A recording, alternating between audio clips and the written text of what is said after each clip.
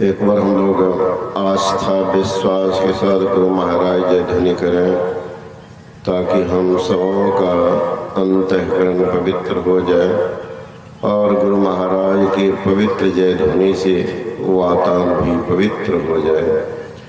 बोलिए श्री सद्गुरु महाराज जी की जय। अखंड मंडलाकारं व्याप्तं येन चराचरं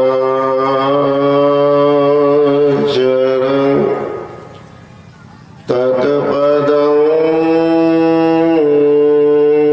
दर्शितं येन तस्मै श्री गुरुवे नमः। सदा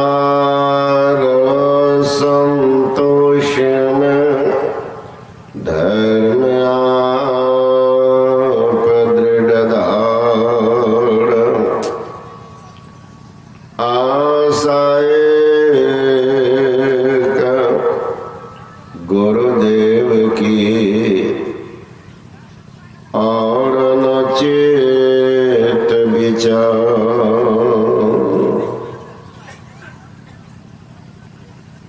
तीर्थों को पवित्र करने वाले हमारे पूजनीय महात्मागण संवेश आदरणीय सत्संग प्रेम भाव आदरणीय माताओं एवं भक्तिमती बहनों, अभी हम लोग झारखंड प्रांतीय संतमत सत्संग के वार्षिक अधिवेशन में बैठे हुए। महापुरुषों का ज्ञान, संतों का ज्ञान सबको नसीब नहीं होता है। सौभाग्यशाली को यह ज्ञान मिलता है। जिनका भावी जीवन उज्जवल होने वाला है, ऐसे आदमी को सत्संग सुहाता है। आप पुण्यात्मा है कि पापात्मा, कैसे पहचानिएगा? आप कहेंगे बाबा हमको तो थर्मामीटर नहीं। आपके घर में सर्प घुस गया, आप सोए हुए हैं, सर्प आप रजाई के ओढ़े हुए उसके ऊपर से गुजर गया, भयभीत है। कैसे जानिएगा कि सर्प काट लिया है कि नहीं काटा? डर रहे। एक उपाय एक है कि अगर भ्रमित है, भ्रम में है, तो सीधे जाइए और नीम के गाछ पर चढ़ जाइए और नीम के ऊपर वाला जो कोमल पत्ता है लाल लाल, उसको तोड़ करके मुंह में डाल दीजिए और नीम के गाछ को पकड़े रहिए। अगर वह पत्ता आपको मीठा जैसा लगता है तो निश्चित सांप काट लिया है, इलाज करा लीजिए तुरंत। अगर इससे भी संतोष नहीं तो एक मुट्ठी आप चीनी मुंह में डाल दीजिए। अगर वह चीनी आपको नमकीन या तीतापन जैसे लगता है तो निश्चित सर्प काटा है और आपके शरीर में विष फैल गया है। अविलंब इलाज करो, ठीक हो जाओ। उसी तरह से महापुरुष अगर सत्संग कर रहे हैं, उनकी वाणी सुनने के आप मशगूल हैं, आप कहीं अन्यत्र हैं, बहुत काम है, फिर भी छोड़ छाड़ करके भाग रहे हैं सत्संग सुनने के लिए, तो इसका मतलब है बिल्कुल आपको पूर्वजन का संस्कार जागृत है। अगर सोने सत्संग छोड़ करके भाग रहे हैं तो समझिए आपको विषय रूपी सर्प ने डस लिया है। विषय रूपी बियाल आपको डस लिया है। तुरंत इलाज करो। कहाँ जाएंगे? कॉलेज में नहीं, जबरदस्ती मन को बैठाइए, जबरदस्ती। आप देखिए हमारे मंच पर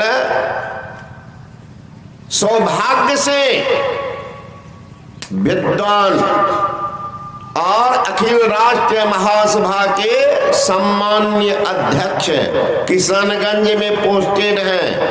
ये आपको मालूम हो कि नहीं, बिहार में भी परीक्षा चल रहा है इंटर का और मैट्रिक का। ये मजिस्ट्रेट वहां है अभी मजिस्ट्रेट पावर इनको है, लेकिन छोड़ छाड़ का आए। यहाँ पर ये कमलानंद बाबा ने कहा कि कम से कम इस इलाका में कभी नहीं आए हैं, तो एक बार आइए। तो हमसे भी कहा कि बाबा ऐसी परिस्थिति है, क्या करें? तो मैंने कहा कि जवाब दी तो आप बहुत बड़ी है, मजिस्ट्रेट पावर में है, छोड़ छाड़ कर जाइएगा तो आपके ऊपर में भी तो अफसर है। यही है तो समस्या, क्या करें? सोच रहा हूं कि कम से कम एक दिन जाऊंगा। तो मैंने कहा वो भी सही, लेकिन फिर भी आपको दिक्कत होगी। अगर हमारे साथ जाते तो रास्ता में आपको प्रॉब्लम नहीं होता। तो ये भी बोली, ये भी बात सही है। तो दोनों बात सही कहीं हो तो मिलाते मिलाते मेरा प्रोग्राम अभी था अररिया में, और ये साहब रह रहे हैं अभी किशनगंज में। वहां पर कहा शान मकान भी है। तो वहां तो विचार किए कि दोनों साथ बाद में बोले कि बाबा देखा जाएगा, जो होगा सत्संग नहीं छोड़ेंगे। देख लीजिए महाराज, शिक्षा लीजिए। जवाबदेही है कि पूरे अखिल राष्ट्र के संत महासभा के अध्यक्ष, ये हमारी जवाबदेही बनती है। मेरा भी सत्संग है। चलो इतने बड़े पद को, जवाबदेही को छोड़ करके 100 पत्नी सहित यहाँ पहुंच गए। कई आदमी गांव के हम आप विचार कीजिए महाराज, आज आपके मंच कुछ सुना सा लगता है। कारण क्या हुआ? गांव में जानकारी मिली कि थोड़ा सा उथल पुथल है, क्या होगा? तो सारे महात्मा को रोक दिए, तो जगह नहीं मिलता। इतना महात्मा आ रहे थे, इतने महात्मा आ रहे थे, आप पोस्टर में नाम देखिए, सब आ रहे थे, नो बहुत नहीं आ रहे हैं, रोका गया। तो जवाबदेही देख लीजिए, सीखिए इस सबसे। पद है, प्रतिष्ठा है और सरकार के नौकर भी हैं, और फिर भी जवाबदेही अपना निर्वहन करने के लिए पहुंच गए। ये भी तो है इंसान, ये भी तो गृहस्थ है, इनको भी बाल बच्चा है। एक बेटा इनका, वो भी इंजीनियर है। तो कहने का मतलब है सब सीखिए, सीखिए इस सब से। आज तो थोड़ा भी देखेंगे तो बहाना, बाबा की करिए, पेट में दर्द चल दिए, कहाँ डॉक्टर को? अरे महाराज बैठो, दर्द का नाना भाग जाएगा। अगर आंख का विश्वास होगा गुरु महाराज के प्रति तो दर्द को कौन कहता? कहाँ नहीं है वो। एक नौजवान शादी करके लौटा था, उनके पीछे कुछ गुंडा बदमाश लग गया कि इनका सामान छीनेंगे। बदमाश ट्रेन में घुसा तो उन लोगों को मौका नहीं लगा। रास्ते में विलंब होने के कारण जो अपने गंतव्य स्थान वाले स्टेशन पर नौजवान उतरा तो संध्या हो गई थी। अब वो तीनों चारों जो गुंडा बदमाश पीछा कर रहा, वो भी उतरा वहीं पर। ते लड़की पूछती है, क्योंकि पहली बार ससुराल जा रही, पूछती है कि पतिदेव यहां से आपका घर कितना दूर है? तो बोला 5-6 किलोमीटर है। जाने का जाने का तो एकमात्र है ऑटो रिक्शा, लेकिन रात में उधर जाने के लिए तैयार नहीं होते। का क्यों? गांव जो दूर है ना, बीच में कोई गांव नहीं, बड़ा फाका है, तो डर से नहीं जाता है। बीच में क्या करेगा ना करेगा, रात में तो हम लोगों को पैदल ही चलना पड़ेगा। लड़की बचपन से सत्संग करती थी, अभी भी देखेंगे कई बच्ची सब माँ के साथ आके बैठती है। लड़का ऐसा नहीं बैठता है, लेकिन लड़की आती है, बचपन से सत्संग सुन रही थी। लड़की कहती है कि पतिदेव आपके पास में रुपया पैसा है, मेरे पास में बहुत जेवर है, अब कुछ जेवर माँ छुपा करके भी दी है, किसी को पता नहीं, वो भी मेरे पास में। तो जान को जोखिम में क्यों दीजिएगा रात में? चलिए कोई धर्मशाला स्टेशन के बगल बगल में तो होगा, ठहर जाएंगे, सुबह हम लोग जाएंगे। लड़का कहता हम भी तो यही सोच रहे थे, लेकिन मन में आई बात कि मैं कहूँगा कि रात में ही ठहरो, लड़की सोचेगी कि पहली बार जा रहे, क्यों जाना नहीं चाहते। अब तुम कह रहे तो मैं हृदय की बात कह रहा हूँ। मेरा भी मन यही था कि रास्ते में चोर बदमाश रहता है, क्या करेगा ना करेगा, करना कोई बात नहीं, चलिए हम लोग ठहर जाएंगे। वो तीनों चारों गुंडा खड़ा होकर के सुन रहा था कि कहीं घुस गया धर्मशाला तो यहाँ भी नहीं सुधरेगा माल। तो उसमें से एक लड़का आया, कहा भाई साहब आप लोगों को कहाँ जाना है? कहा अमुक जगह। हंसने लगा कि हम लोग को भी उधरे जाना है, हम लोग 4 आदमी हैं, हम लोग पंजाब से कमा करके लौटे, हम लोग के पास में रुपया पैसा। तो वही सोच रहे थे, विचार कर रहे थे कि चलोगे कि धर्मशाला में ठहर जाओगे, चोर बदमाश है, कहीं रास्ते में होगा तो क्या होगा, ये विचार कर रहे थे। लेकिन जब आप लोग जो बात कर रहे थे हम लोग सुन रहे थे, जो उधरे जाने वाले, भाई साहब 4 आदमी हम हैं और 2 आदमी आप हैं, 6 आदमी। 6 आदमी तो किन्हीं के को सामना कर सकते हैं, इसलिए चलिए।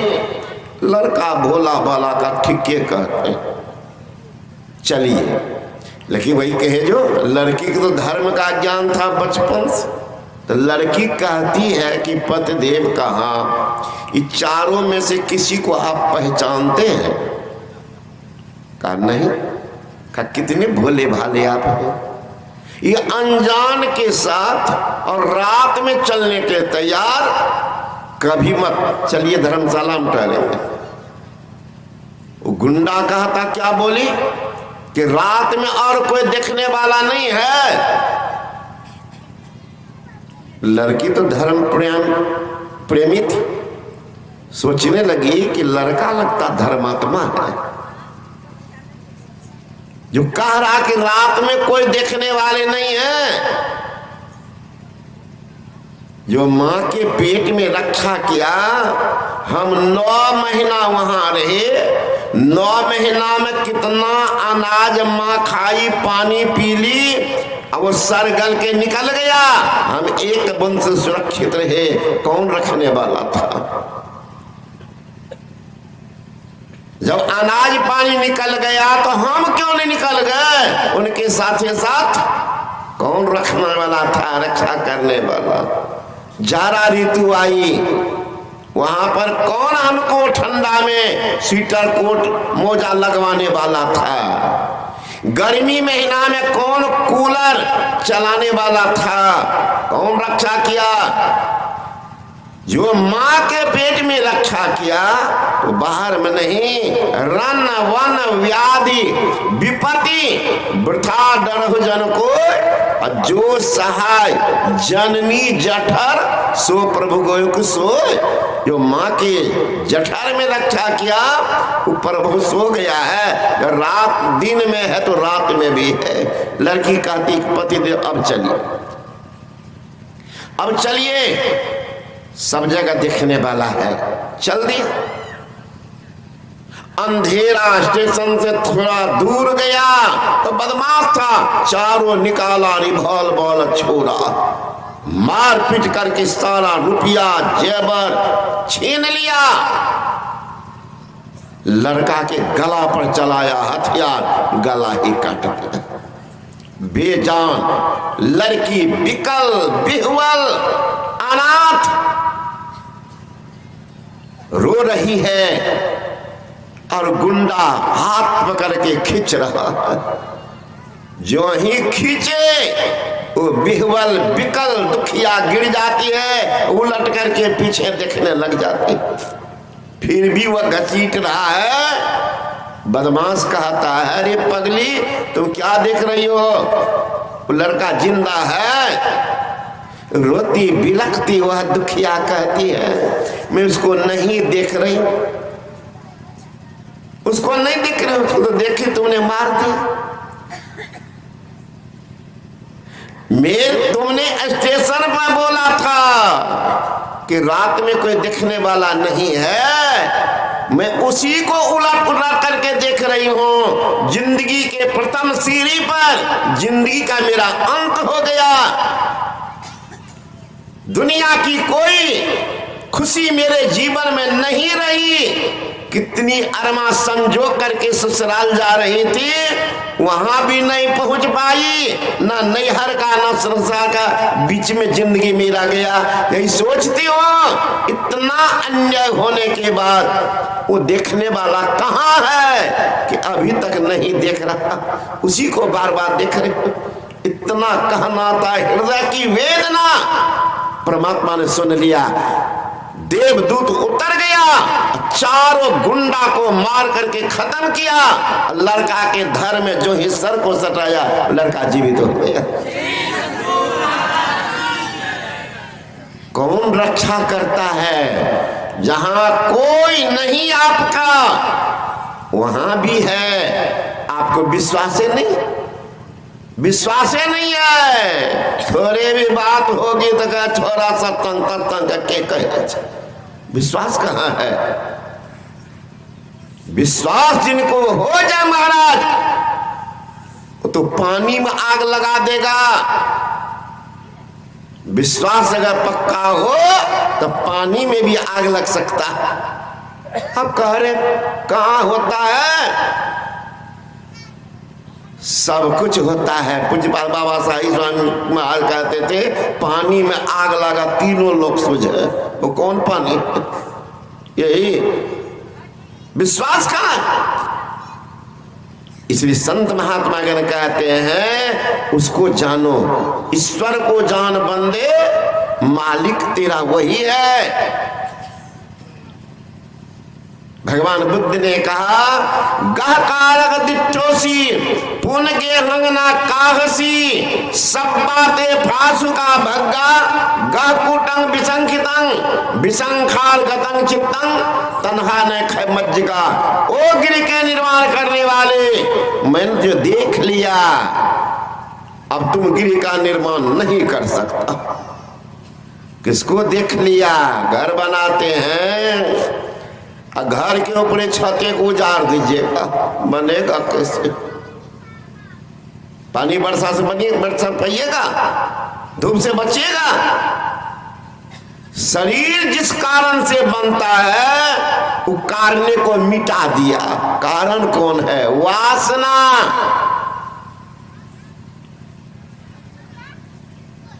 अभी दीवार में चपकाते, पोस्टर पकड़ता, कौन चीज से? लफ्सा गोंद से साट देते। अगर गोंदे को हटा दीजिए तो सट के रहेगा क्या? पोस्टर पड़ता नीचे गिर जाएगा। उसी तरह से वासना जो है वह खींचता है। वास सूरत ले आबई, शब्द सूरत ले जाए, अब परिचय सुरति स्थिरे, सो गुरुदेव बताए। वासना जीव को खींचता, वही बांधता है, वही बांध देता है। कौन चीज में बांध देता है? बिना बंधन के बंधन। अरे अभी तो शादी नहीं हुई है जिनकी, उस लड़का चक पूछे, एक भी सोचेगा हम कोटा में पढ़ेंगे, हम तो वहां जाएंगे, बाप कह रहा बेटा हमें उतना क्षमता नहीं है, तो जो भी हो लेकिन दीजिए। बाप परेशान है, बेटा आपकी लाचारी नहीं सुनेगा। आप कह रहे हैं यहाँ सत्संग होगा, ध्यान होगा, अपने मित्र के यहाँ जाएंगे विवाह में, मानेगा? एक शादी कर दीजिए, देख लीजिए नौजवान का सारा छटपटी तुरंत बंद हो जाता है। शादी कर दीजिए, पत्नी आई घर, आई देखे ठो ना, अब पूछे थे कौन है? हमारी पत्नी के बहन। वो कौन है? पत्नी के भाई। वो पत्नी के दादा, वो पत्नी के नाना, वो पत्नी के फूफा, वो पत्नी की ममेरी बहन, वो पत्नी फूफेरी बहन। आई देखे ठो 1000 झंझट साथ लेते है ना। माया का चक्कर, मुकद्दर का फेर, अब मकड़े के जाल में फंस गया शेर। अब शेर फंसा है मकर जाल में। कहो न जानो साथ दोस्त के यहाँ, इधर पत्नी कहेगी कहाँ जाओ, तोरा बिना हम रहबो, तो देख लीजिएगा गया दोस्त मित्र को ठिकाना आप एक फंदा फंस गया है शेर। कहाँ? मकर जाल में। है कोई बंधन? भगवान बुद्ध ने कहा सोने के बंधन को तोड़ना आसान है, लोहे के जंजीर को काटना आसान है, रस्सी के बंधन को तोड़ना काटना आसान है, लेकिन मोह के जंजीर को तोड़ना बड़ा मुश्किल है। झुकता है, लचकता है, लेकिन टूटता नहीं। बुढ़ा बुढ़िया को खट पर होगा देखिएगा ना, तुरंत धोती कान्हा पर लिया घर बाबा जी बने भलाई टेम्पोरी बैराग टिके भाग का जाएगा हरिद्वार। कहूँ चला गया बहादुरगंज के आदमी सब कुछ की हो, की हाल है डजिया माई के? अरे तुम तो घर छोड़ करके भागे, डजिया में क्या खोज रहा? खाना पियो रो मौज करो। रस्सी कहाँ बंधी हुई है? नहीं देखते गाय भैंस को 4 हाथ का रस्सी दे देते, घूमो, लेकिन भागो मत, बंधा हुआ। भागा तो बुढ़वा वहां झगड़ा करके पत्नी से, मोह के रस्सी घर तक बंधा की हाल छे सोच लीजिए।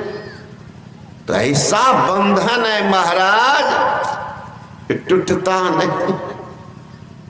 एक बुढ़ा झगड़ा किया पत्नी से, अब भाग के चला गया अगहन महीना धान काटने। पत्नी कहती है बाल बच्चा सबको कि जाओ, झगड़ा करके दादा भागे हैं तो वहीं दे और जलपान पानी ले लो लोटा में। आजकल का बच्चा का हम नहीं जाएंगे तो हम नहीं जाएंगे।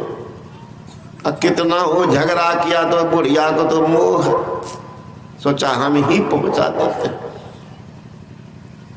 तो रोटी ले ली, सब्जी ले ली, लोटा में पानी ले लिया, चल। अब बुढ़वा का बैराग तो झगड़ा किया था, बैराग लह लह कर रहा था। देखा बुढ़िया कुछ आ रही है, कचिया लइए के भाग गया बाबा जी के मठ पर।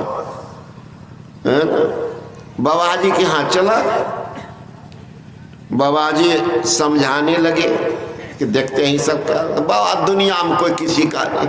अब समझ में आ गया जोरू कौन, खत्म है किसके, कौन किसके नाता है। आया जब जब दिया नगारा साफल हो जाते, इसलिए कोई किसी का नहीं। और बाबा जी समझाएगा कि बाबा जी को पढ़ा रहा। बाबा जी सोचने लगा तो बैराग इसका बड़ा करगर है, ये ठंडा कैसे होगा? हम लोग भी बहुत को ठंडा किए हैं।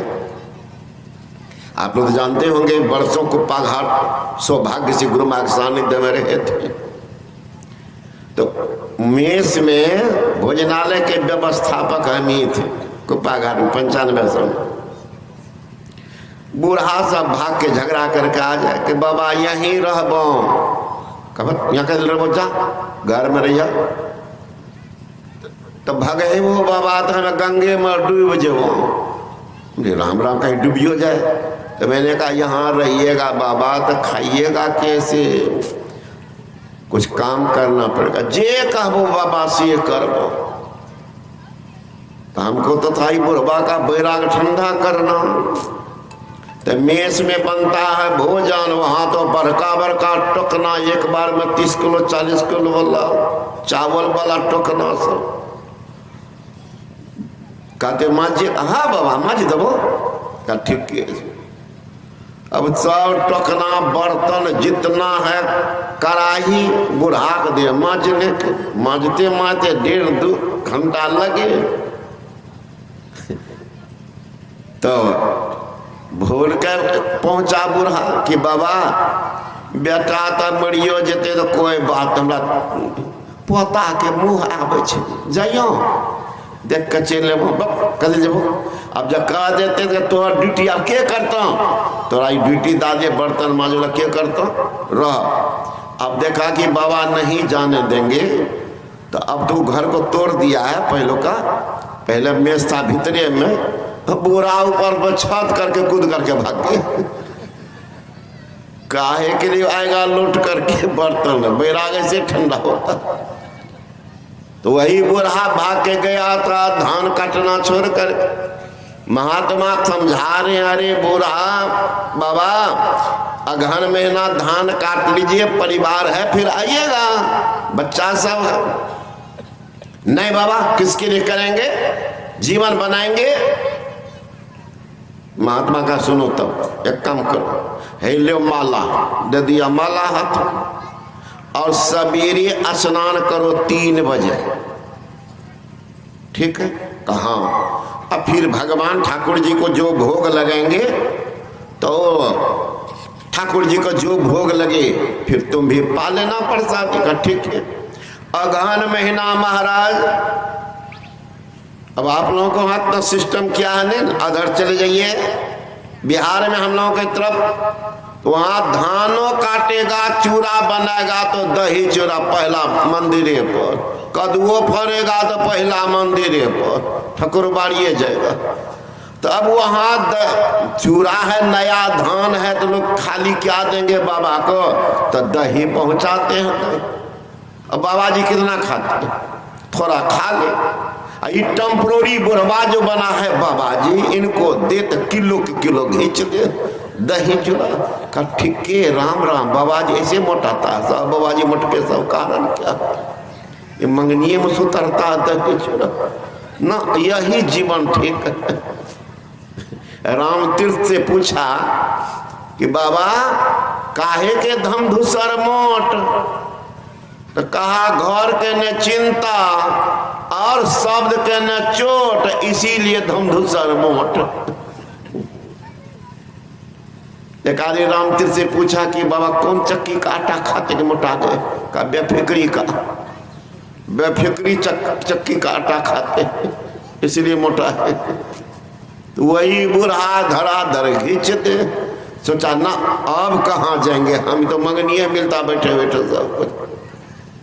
अगहन तो सब दिन रहेगा, पूस महीना का जब ठंड पड़ने लगा और महात्मा कहते जाओ स्नान करो, कहते बाबा थोड़ा धूप उगने दे, बेवकूफ कहीं का, स्नान का महत्व है रे, स्नान का महत्व है। शतं विहाय भोक्तव्यं सहस्र स्नान माचरेत, लचन विहाय दातव्यं कोटि तत्व हरि भजेत। कहते 100 काम आपके सिर पर है, लेकिन भोजन की थाली अगर सामने आ गई है तो कहते पहले सब काम को छोड़कर पहले भोजन कर लो, उसका अपमान मत करो कि थाली रखी है आप गप मार रहे हैं, तो इसका मतलब अन्न ब्रह्म का अपमान कर रहे हैं। एक दिन आपको सारा सामग्री मौजूद है, खा नहीं पाइएगा। इसका मतलब क्या हुआ, विचार कर लीजिएगा। अन्न ब्रह्म का कभी अपमान किया, उसका प्रायश्चित लग गया। जेब में पैसा है, घर में भोजन है, ऐसा कुछ संजोग लगा खा ही नहीं रहे। अन्न ब्रह्म का कभी अपमान किया, प्रायश्चित लगा। इसलिए 100 काम को छोड़कर पहले भोजन करो। सतंग विहाय भोक्तव्यं सहस्त्र स्नान माचरेत। 1000 काम आपके सिर पर है, लेकिन स्नान करने का समय है, स्नान कर लेना चाहिए। स्नान का तो महत्व भी न समझते लोग। 3 बजे से 6 बजे सुबह ब्रह्म मुहूर्त का जो स्नान है उसको कहते हैं ऋषि स्नान, देव स्नान। देवता लोग, ऋषि लोग उसी मुहूर्त में स्नान करते हैं, क्योंकि वातावरण बिल्कुल शांत, कोयल कलरव, चिड़िया कुछ बोलती तक नहीं है। उपासना करने में बहुत मन लगेगा। अब ब्रह्म का सहायता होगा, ये ब्रह्म विचरण का समय, नाम है उसका ब्रह्म बेला, ब्रह्म का चिन्ह, विचरण का समय 3 बजे से 6 बजे सुबह। 6 बजे से 11 बजे के स्नान को गृहस्थ स्नान कहते हैं। खेत जाते हैं, दुकान जाते हैं, नौकरी जाते हैं, लौट के आते हैं, सूर्य की किरण पानी पर पड़ने के कारण पानी में गर्मी आती है, कीटाणु नीचे बैठ जाते हैं। स्नान करने से बिल्कुल आप फ्रेश हो जाते हैं, फिर उपासना ध्यान करने में मन लगेगा। इसे 3 बजे से 6 बजे स्नान को ऋषि स्नान, देव स्नान कहते हैं। 6 बजे से 11 बजे स्नान को गृहस्थ स्नान कहते हैं। 11 बजे के बाद के स्नान को जानवर स्नान कहते हैं। कहते भैंसिया जगह पानी बैठा दो, मोटा चमड़ा होता क्या करेगा कीटाणु। इसलिए का स्नान का भी महत्व है। मूर्ख जाओ स्नान करो। अभी देखा कि बाबा जी नहीं मानेगा तो छिप जाए। पूस महीना भी बीत गया, अब माघ महीना के कड़ाके की ठंड पड़ने लगी तो सोचने लगा बुढ़वा टेम्पोररी बाबा जी कि नीचे में रहेंगे तो बाबा जी मानेगा ना, तो ऊपर में जाकर के चुपचाप सो जा रह जाए। और अब बाबा जी के इसका बैराग ठंडा करना,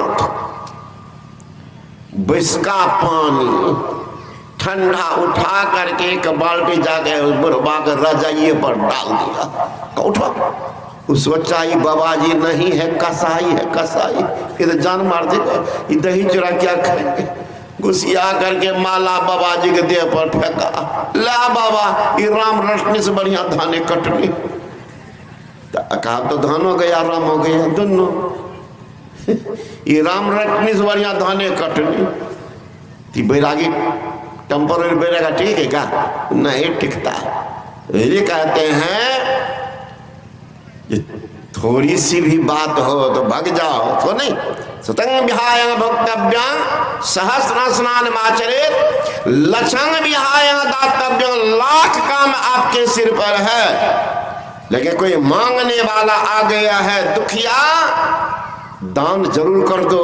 क्या ठिकाना, बाथरूम में ही कहीं हट फेल कर हो जाता, दान कब करेंगे?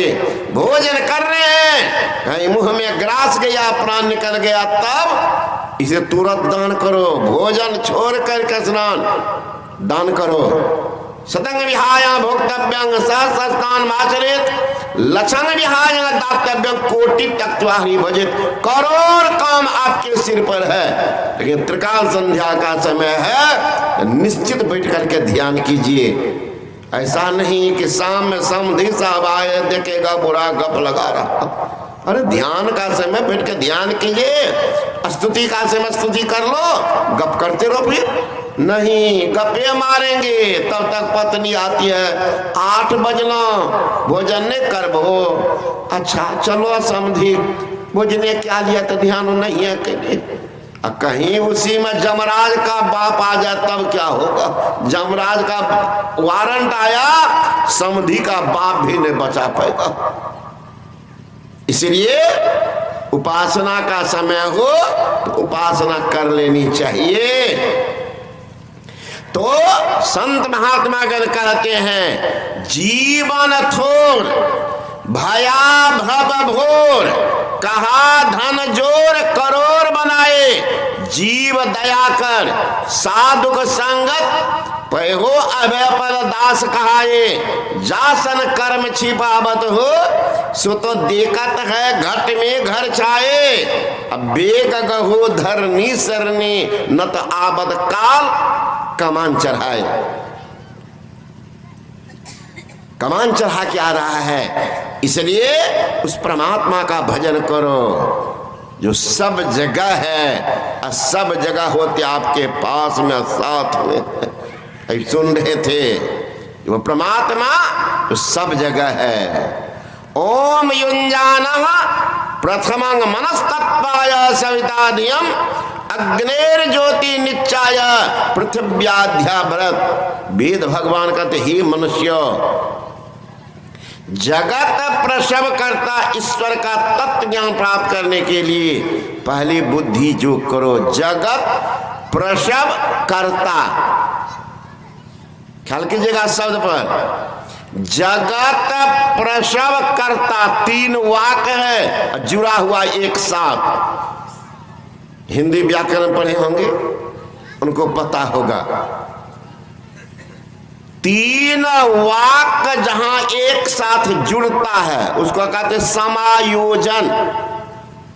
तीन वाक्यों का जहां समायोजन होता है उसको कहते सामासिक शब्द। सामासिक शब्द या तीन वाक्य है। जगत प्रसव करता कौन? ईश्वर। ख्याल कीजिएगा, हम लोग ईश्वर, परमेश्वर, परमात्मा, देवी, देवता, भगवान, भगवती एक में घिटमा बीट कर दे, सब एक है। नहीं महाराज, आकाश जमीन का अंतर है। आकाश जमीन का अंतर है। ये बोल चाल के भाषा में कहते हैं ईश्वर, लेकिन इंगित क्या कर रहे हो? जगत प्रसव करता ईश्वर। जैसे हम लोग बैठे हुए, किसी के घर पर जाइए, लोग कहेगा बाबा हमारे यहाँ भी एक संत आए हुए हैं। कहने के लिए संत कह दिए। और संत बहुत उच्च कोटि के शब्द है जिनके बारे में और समय सुनिएगा, लेकिन बोलने के लिए कहते संत आए हैं, महात्मा आए, लेकिन सब संत नहीं है। जिस दिन संत हो जाएंगे परम कल्याण। उसी तरह से ईश्वर कहा गया है। ईश्वर यहां परमेश्वर के लिए कहा गया है। ईश्वर कौन कौन है? जो तीन पर्दा के अंदर रहते हैं वह जीव कहलाते हैं। जो दो पर्दा के अंदर रहते हैं वह देव, देवता, देवियां कहलाते हैं। जो एक पर्दा के अंदर रहते हैं वह ईश्वर, ईश्वरियां कहलाते हैं। जो तीनों पर्दा के पार वो परमेश्वर, परमात्मा कहलाते हैं। आप इनको ऐसे भी समझिए। माया जिनको नचाती है वह आत्मा है। माया को निर्लेप भाव से देखता है वह महात्मा है। माया को नचाने वाला वो परमात्मा है। तो यहां परमात्मा कहना चाहिए, लेकिन वेद भगवान शब्द के समायोजन के कारण ईश्वर शब्द दिया है। ईश्वर परमेश्वर के लिए आया है। जगत प्रसव करता ईश्वर का तत्व ज्ञान। पांच तत्व में से कोई तत्व नहीं। जो पांचों तत्वों को बनाते हैं, पांचों तत्वों को बिगाड़ते हैं, स्वयं नहीं बनते, स्वयं नहीं बिगड़ते, वही है परमात्मा। ईशावास्योपनिषद में आया है, ओम ईशावास्यमिदं सर्वं यत् किं जगत्यां जगत् तेन त्यक्तेन भुंजीता माजल कशिशवर्धनम। ओम ईशा, हर्ष ई तालब स्व है यहाँ ईश। इस मतलब है मालिक। अगर हर्ष ई दंत स्व रहता तो इस मतलब सबसे नजदीक। सबसे नजदीक कौन? सबसे नजदीक कौन? He is nearer hands and feet. हाथ पैर से भी नजदीक कौन? हाथ पैर से ये कौन? ही इज नियरर, सबसे नजदीक कौन? हाथ और पैर से नजदीक, तो वही परमात्मा। अब अंदाज कीजिए, तो वही कहते हैं यहाँ हर्षी तालब स्व है, इस मतलब मालिक हिंदी व्याकरण तृतीया का एक वचन है जिसका धातु बनता है शासक। शासक कौन? किन पर शासन? अरे जिनका शासन मिट्टी पर, जिनका शासन जल पर, जिनका शासन अग्नि पर, जिनका शासन वायु पर, जिनका शासन आकाश पर, जिनका शासन तारे का नक्षत्र पर, जिनका शासन चंद्रमा पर, जिनका शासन सूर्य पर, यहां तक जिनका शासन 33 करोड़ देवता सहित ब्रह्मा विष्णु महेश पर, वो शासन करता परमात्मा वो है कहां? कहां है? ईशावास्योपनिषद में आया है, तदे जति तन्ने जति तद्दूरे तद्वंतिके तदंतरस्य सर्वस्य स्यास्य वायते। वह परमात्मा चलता है, वह परमात्मा नहीं चलता है, वह परमात्मा दूर से दूर है, वह परमात्मा निकट से निकट है, वह परमात्मा सबके बाहर है, वह परमात्मा सबके भीतर है। का महाराज को एक बात कहिए ना, भीतर है कि बाहर है कि चलता है कि स्थिर है? कहा जब दोनों है तो मैं तो परमात्मा दो है। का परमात्मा एक है, जानने वाला दो है, इसलिए परमात्मा दो मालूम पड़ रहे हैं। परमात्मा तो एक है। अरे एक घड़ा रख दीजिए, पानी डाल दीजिए, सूरज की किरण घड़ा पर एक के 4 को बना दिए तो सूर्य की किरण चारों पर पड़ती है, तो 4 गो सूर्य है। 100 रख दिए तो सूर्य 100 हो गए। क्या किया? 100 सूर्य है, रोशनी घट गई उनकी। अगर घड़ा को फोड़ देंगे तो फोड़ने से भी एक, बनाने से भी एक, छाया अलग मालूम पड़ रही है। उसे परमात्मा सब जीव में है, सब में है, लेकिन सबसे भिन्न है। उसका ज्ञान कैसे होगा? तो कहा नजदीक किन के लिए, दूर किन के लिए? का अज्ञानियों के लिए परमात्मा दूर से दूर है। विषय बाजार में भ्रमण करने वाले के लिए परमात्मा दूर से दूर है। पर्यावरण से आच्छादा बांध जीव के लिए परमात्मा दूर से दूर है। घट तम प्रकाश शब्द के अंदर में रहने वाले के लिए परमात्मा दूर है। तो नजदीक जो घट तम प्रकाश से ऊपर चले गए हैं उनके लिए परमात्मा बिल्कुल पास में और साथ में है। जो पर्यावरण को, घट तम प्रकाश शब्द को तोड़ दिया उनके परमात्मा हथेली पर प्राप्त है। तो आप कहेंगे जब बड़ा प्राप्ति है तो ये प्राप्त करने की जरूरत क्या? इसलिए कि आप सुख दुख के घाट से गुजर रहे हैं। इस सुख दुख के घाट को मिटाने के लिए भजन की जरूरत। अब कैसे भजन करें इसके संबंध में और समय सुनिएगा, समय अधिक है।